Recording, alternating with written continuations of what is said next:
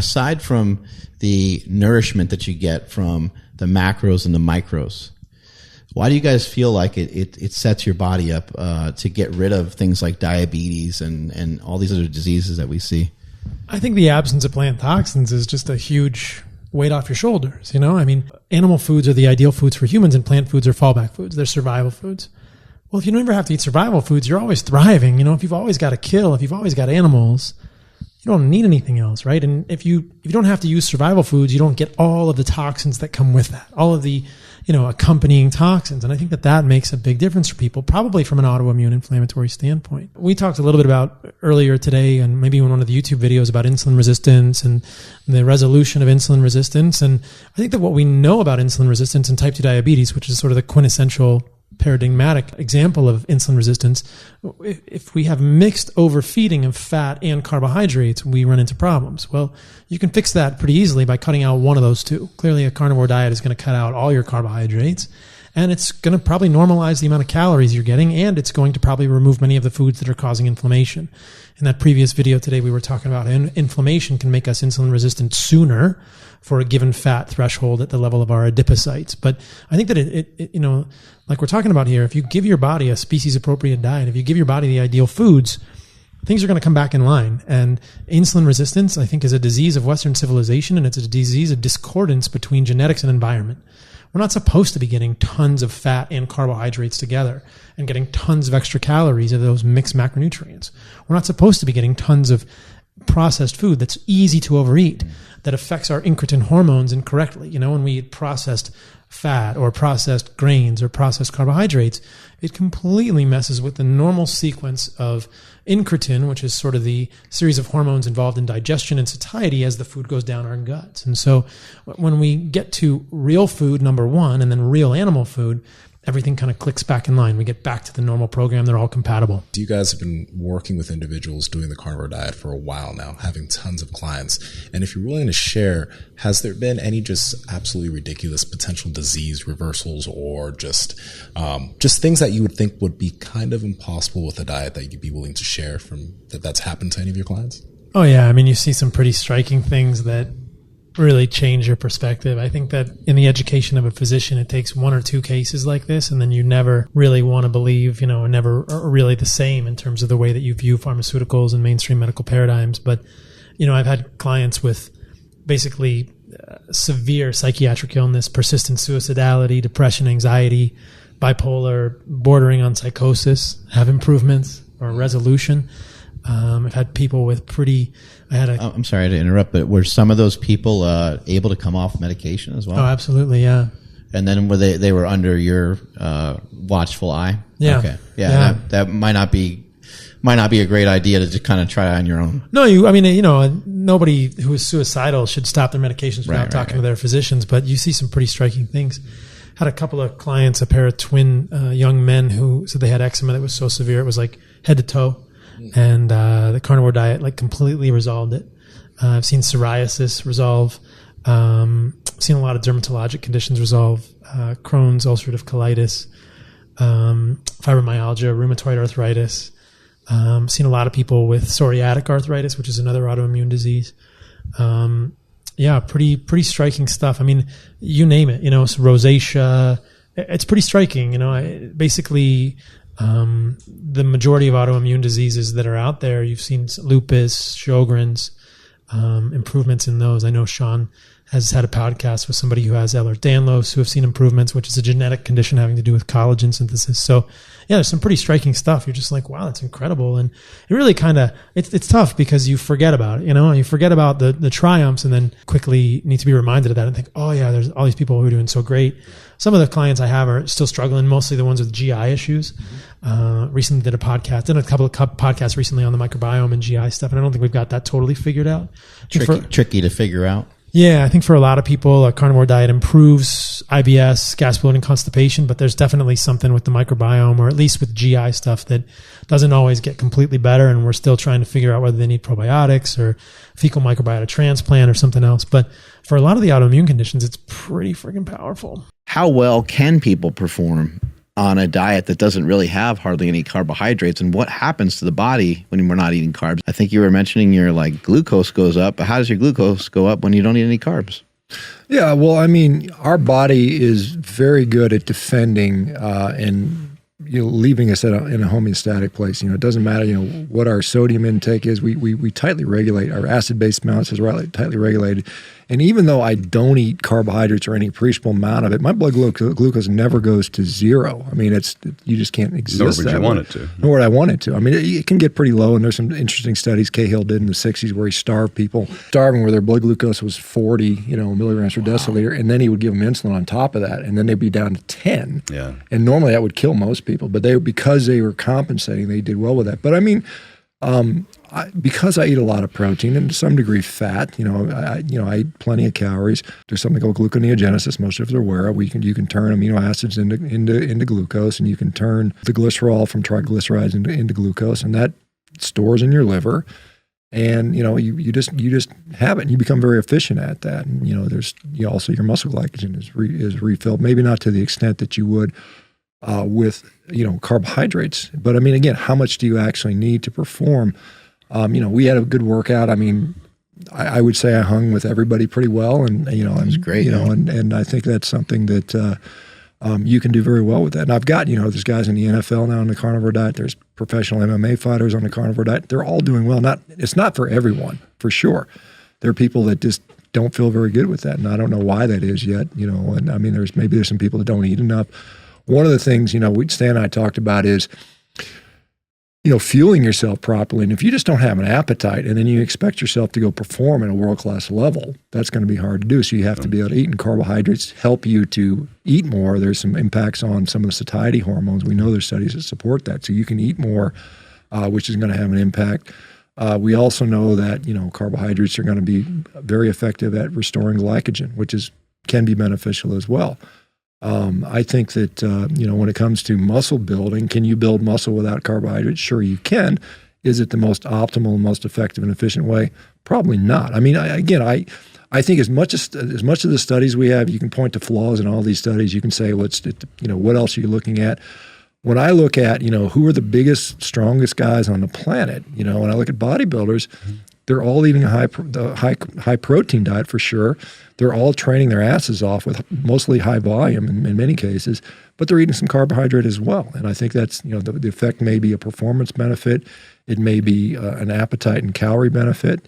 And so I think that's important. But I mean, again, do you have to do it that way? No, you don't. And there's reasons, like for some people, and perhaps as we get older, carbohydrates become problematic because then like we said, the positive benefits of supporting appetite may be negative because you may get too much body fat if you're not matching it with training output. The other thing is for some people, they have, I don't demonize carbohydrates or glucose, but what I do say is there are certain compounds and certain foods that are gut irritants. And Stan's done a very good job with the vertical diet and saying some of these foods just, negatively impact your gut. And so we need to know what they are. And in most of the diseases, I believe, start in the gut. These autoimmune diseases, mental health issues probably start in the gut, skin issues, psoriasis, all the things occur. So if you can fix your gut and heal your gut, and I think a lot of us are dealing with dysfunctional guts, dysbiosis, hyperpermeability, and that's probably because of the modern diet. So many people are eating just complete garbage diets. So we've ruined our gut. We've ruined our ability to properly process the nutrients in the good foods we should normally eat. And so we have people that now they can't tolerate whatever, certain fruits and vegetables, which sounds crazy, but it is what it is in many cases. And you have to restore that and fix that. And later on, like we see a lot of people that do a carnivore diet for 3 months, 6 months, they'll deal with whatever issues they have. And then they can start adding food back in, which is kind of cool. Yeah, eliminate, reintroduce. Yeah. Hair Project family, how's it going? Now, Piedmontese Beef is a company we've been eating literally for years now because they have some of the best beef on the market, tons of cuts, tons of different types of beef. Check them out. Andrew, where can they get it? At Piedmontese.com. That's Piedmontese.com. And at checkout, enter promo code POWER to save 25% off your entire order. And if your order is $150 or more, you get free 2-day shipping. Links to them down in the description as well as the podcast show notes. even during World Carnivore Month, I eat a little bit of vegetables just because it assists me away from having disaster pants. But something that dawned on me during World Carnivore Month was that if everybody in the United States eliminated all plants from their diet, they would be much healthier.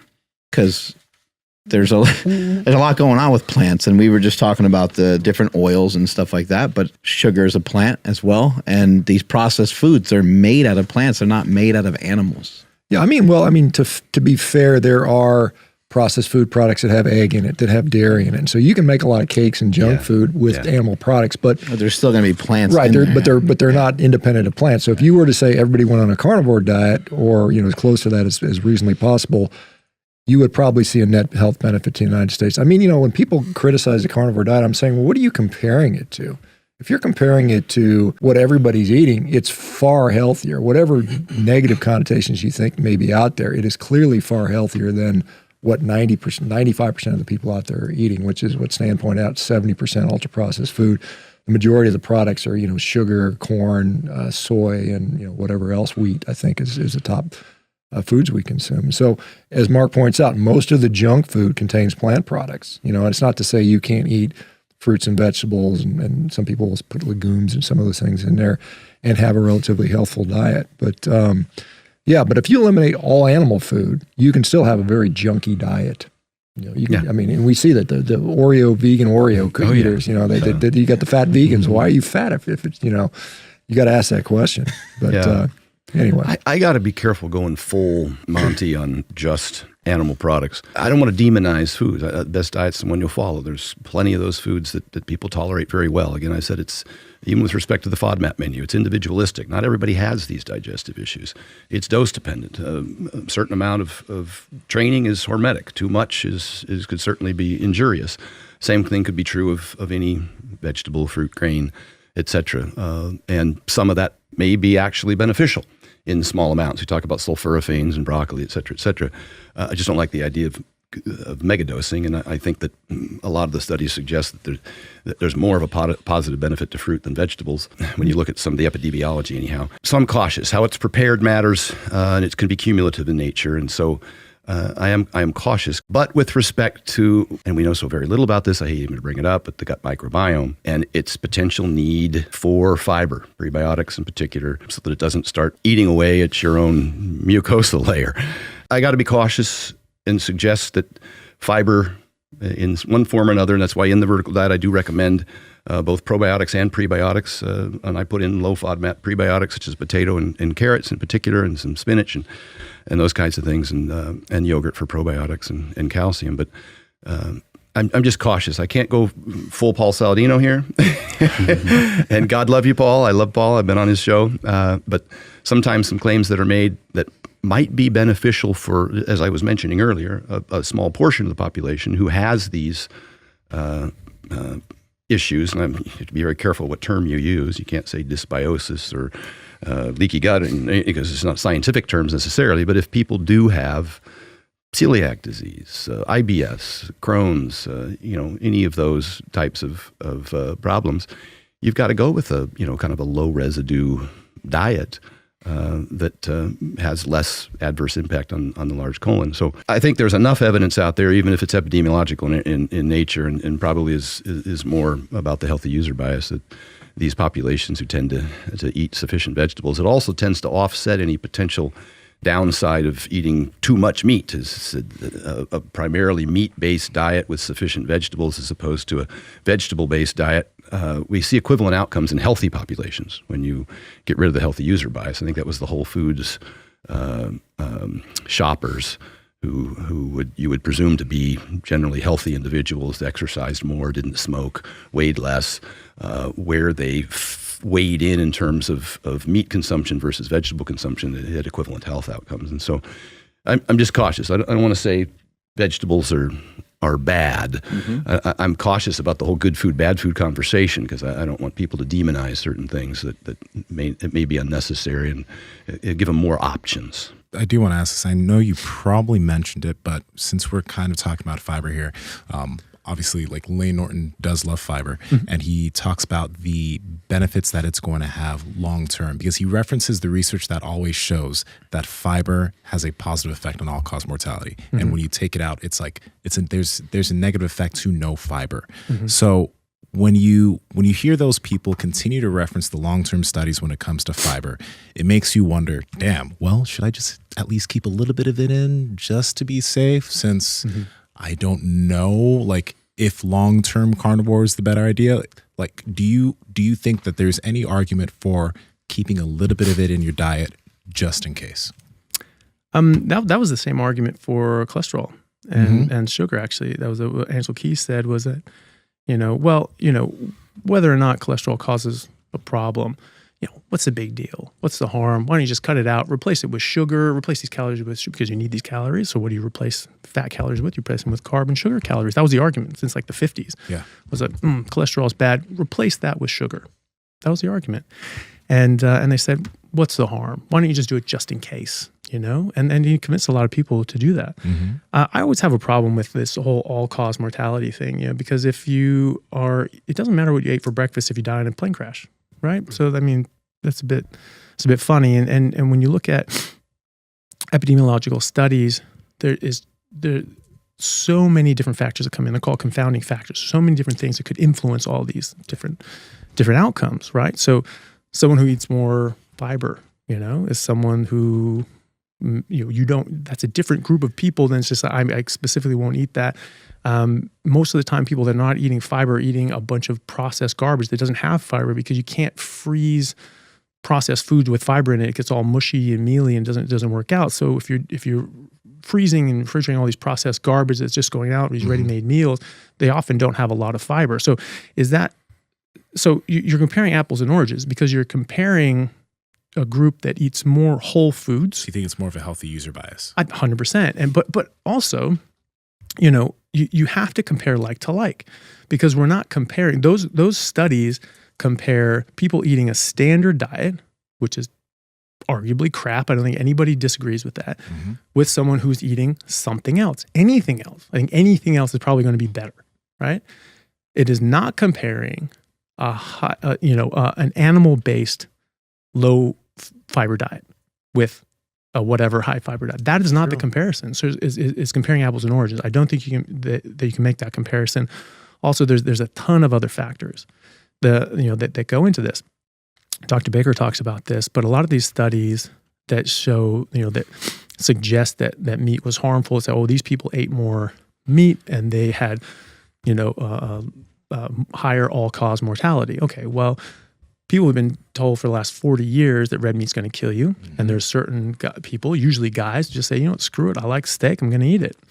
The people that have the, screw it attitude with steak are more likely to have a screw it attitude with, cigarettes and drinking, driving fast. They're more likely to die in a car accident. They're more likely to die in extreme sports. So that contributes to your all-cause mortality. Is that because they ate a steak that morning? Or is that because they jumped out of an airplane? I don't know. I think it's probably the airplane, right? And so there's all those factors that come into it. I think that you have to look at things, comparing like to like. We don't have these epidemiological studies, even epidemiological studies that compare, a whole food plant-based diet and a whole food meat-based diet. We just don't have those. Hey, I know you guys enjoyed the video, so like, comment, subscribe, and head to the Power Project Discord below. Talk to y'all later.